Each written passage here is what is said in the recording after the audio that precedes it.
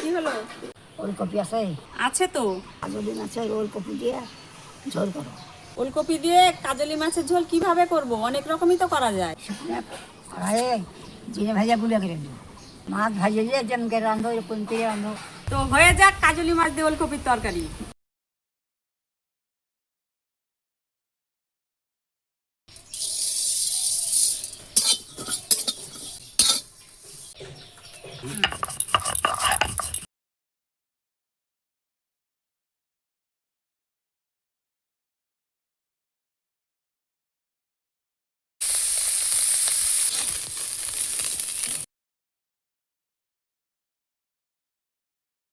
ফোড়নে দিব শুকনো লঙ্কা, তেজপাতা, পাঁচফোড়ন।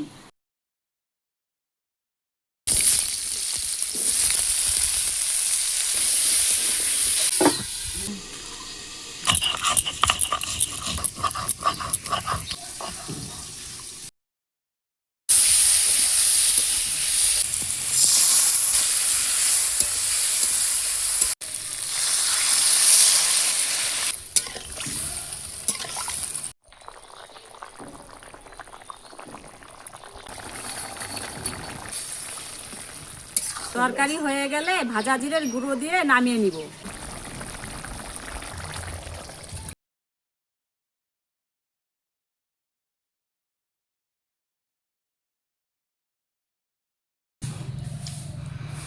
ওলকপি দিয়ে কাজলি মাছের ঝোল সেই স্বাদ। বন্ধুরা দেখো।